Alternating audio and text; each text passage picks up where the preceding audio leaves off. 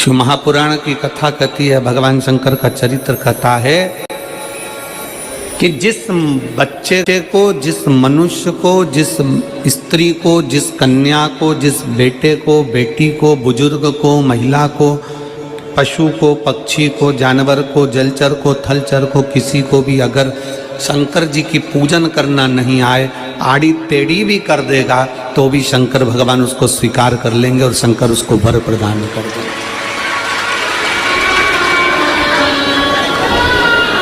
शिव उसकी पूजन को स्वीकार कर लेते, शंकर भगवान उसकी पूजन को स्वीकारते।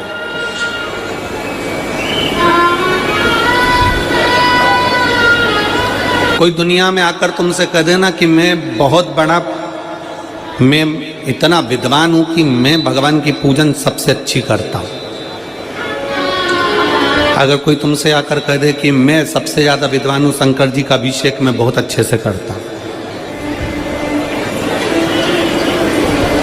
कोई तुमसे आकर कह दे कि मेरी पूजन में कोई कमी नहीं रहती, मैं इतनी अच्छी पूजन करता हूं।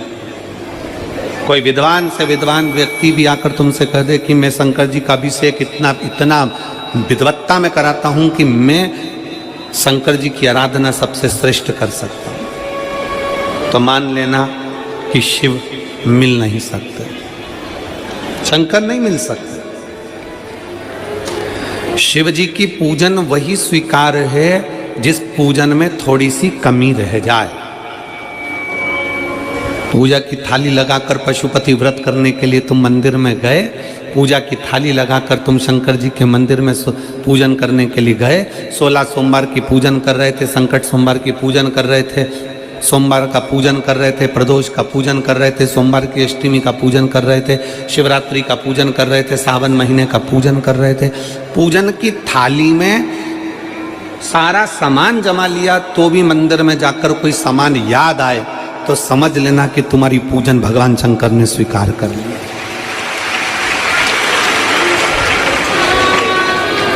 और मुझे विश्वास है मेरी जीजियों पर, मुझे विश्वास है मेरी बेटियों पर, मुझे विश्वास है मेरे बेटाओं पर और मेरे जीजाओं पर। मेरी जीजियों ने, मेरे जीजाओं ने, मेरी बेटियों ने कभी तो मंदिर में पूजन करी होगी। बोलो करी कि नहीं करी किसी मंदिर में जाकर पूजन? जम के बोलो जरा, करी है ना? और आपकी पूजन की थाली में, आपके पूजन की थाली में कुछ ना कुछ कमी तो रही होगी ना। कभी माचिस रह गई, कभी दिया रह गया, कभी अगरबत्ती रह गई, कभी कंकु लाए थे कंकु रह गया, कभी चंदन रह गया, कभी कोई जनेऊ रह गया, कभी सुपारी रह गई, कभी कोई प्रसाद रह गया। फिर याद आया मैं तो ये घर छोड़कर आ गई, मेरे घर पे रह गया, अब क्या करूं? शंकर जी की कथा कहती है कि शिव उपासना में अगर तुम्हारी थोड़ी सी कमी रह जाए, समझ लेना कि शंकर जी ने तुम्हारी उपासना को स्वीकार कर लिया। और यह केवल तुमसे ही मतलब नहीं है,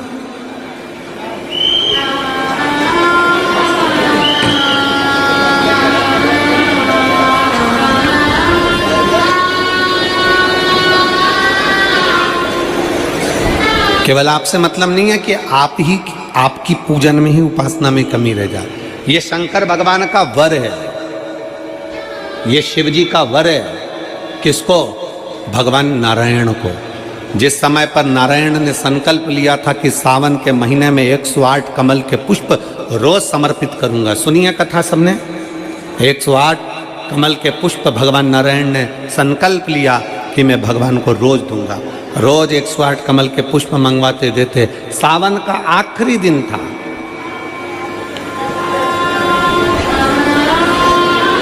सावन का आखिरी दिन, और सावन के आखिरी दिन भगवान नारायण 108 कमल के पुष्प लेकर भगवान को चढ़ाने के लिए जैसे ही बैठते से ही, जैसे ही चढ़ाने के लिए बैठे, वैसे ही एक कमल का पुष्प कम रह गया।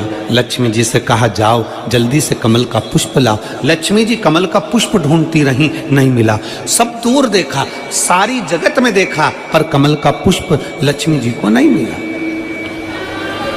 लक्ष्मी जी को कमल का पुष्प नहीं मिला। आखिरी में पूजन की थाली में कमल का एक पुष्प कम रह गया। भगवान नारायण ने अपना आंख निकालकर भगवान शंकर को समर्पित कर दिया। क्या निकालकर समर्पित करी? अपनी एक आंख। और जब भगवान ने अपनी एक आंख निकालकर भगवान को समर्पित करी, उस दिन का नियम है आज तक अगर पूजन की थाली में कोई कमी रह जाती है, पूजन में कोई कमी रह जाती है, तो एक आंख, आंख मतलब आखा चावल, आखा चावल जानते हो आप लोग? जम के बोलो जरा।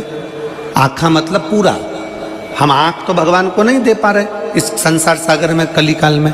एक आंख के बराबर आखा चावल, एक आखा चावल पूरी पूजन होने के बाद शंकर जी को समर्पित कर दो। शिव भगवान नारायण की आंख के बराबर उसको स्वीकार कर लेते हैं। भगवान शिव उसको स्वीकार कर लेते हैं, शंकर भगवान उसको स्वीकार कर लेते हैं, शिव उसको स्वीकार कर लेते हैं। Hey, check out this view.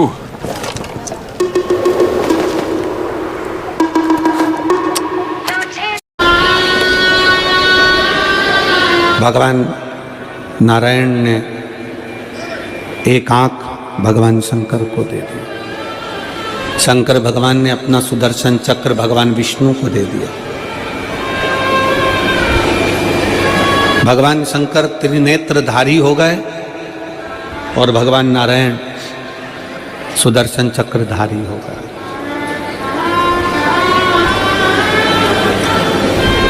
Sudarshan चक्रधारी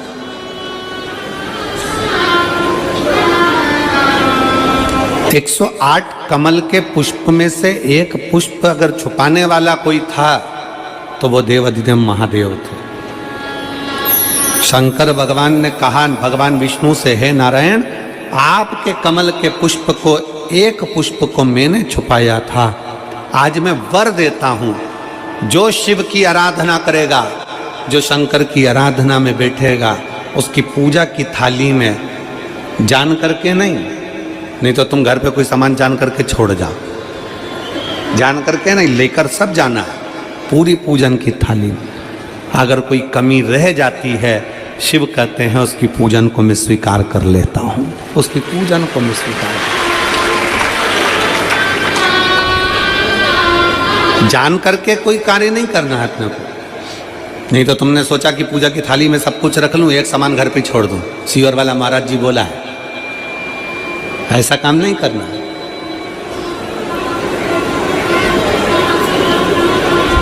कई लोग जान कर जब घर से निकलते हैं तो कोई शुभ शकुन करना रहता है तो जान करके शुभ शकुन करते हैं। गाय को घेर के लेकर आएंगे, बछड़े को घेर कर लेके आएंगे कि आज ये जा रहे हैं तो इनके सामने से दूध पीती हुई बछड़ा और गाय निकलेगी तो शुभ शकुन होगा। अब वो तो अनायास कोई शुभ शकुन हो जाए, अचानक से कलश लेकर कोई स्त्री निकल जाए,